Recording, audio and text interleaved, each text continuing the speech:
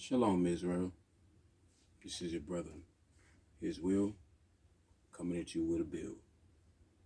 I wanted to get into this topic today because I know there are going to be a lot of people out there, committing fornication, adultery, and the close aspect of it is, even if you're married, this might be a time to reevaluate if you even want to intermingle in any type of way with this so-called Valentine's Day. With further ado, I'll bring you this. This is from a brother named Rational Believer. He's a Muslim, so I wouldn't say brother, but he brings out some truth in a lot of things. Let's go. We are going into February now and coming out of January, coming out of the New Year's. Into February now, there was a celebration done by the Romans called the Lupercalia. And the Lupercalia was based upon their gods of Pan and Juno. They also... Their gods. So we already know that is no God of Israel. These are pagan gods, okay?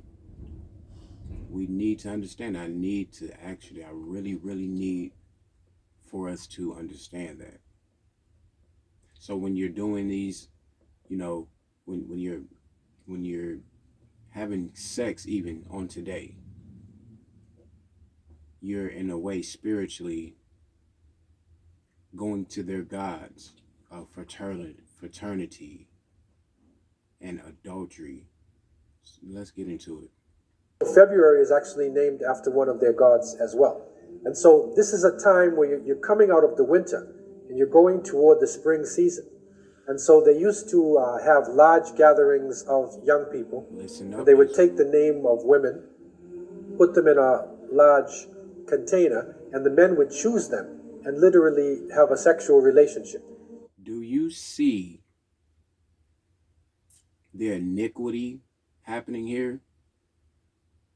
And it's safe to say, going through history, majority of the time, those things that were being put up on the congregation or the citizens were probably Israelite women. If you look into the deep right corner, you can see a so-called black woman. You can see it clear as day, which would show you that these things were set up for our demise, okay? So it was based upon this, Cupid concept. The Greek word is eros, erotica. Okay, so erotica is... Arrows. Cupid coming with the arrow. I can go all day about that, about this abomination. All right? It's basically sexuality that pushed the people towards loose, open sexual relationships. Loose, open sexual relationships. We know, now brothers, don't get amnesia and act like you spent majority of your so-called Valentine's Day in the world when you were in the world. Don't act innocent as if you only did it with one woman. We know that's a lie.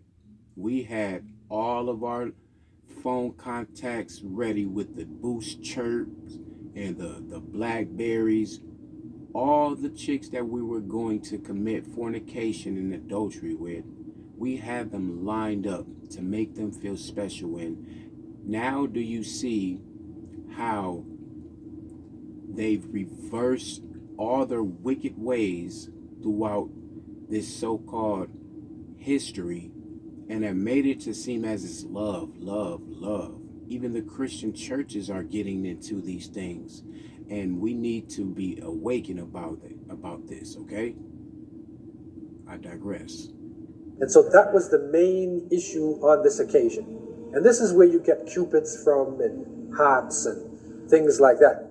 What happened was they combined this with an individual named Valentine, who in the Roman times, in the 3rd century of the Roman era, He was protecting young people. The Romans said no marriage because we want. So before we go on, when you say Happy Valentine's Day, you're worshiping a man. This guy's name was Valentine.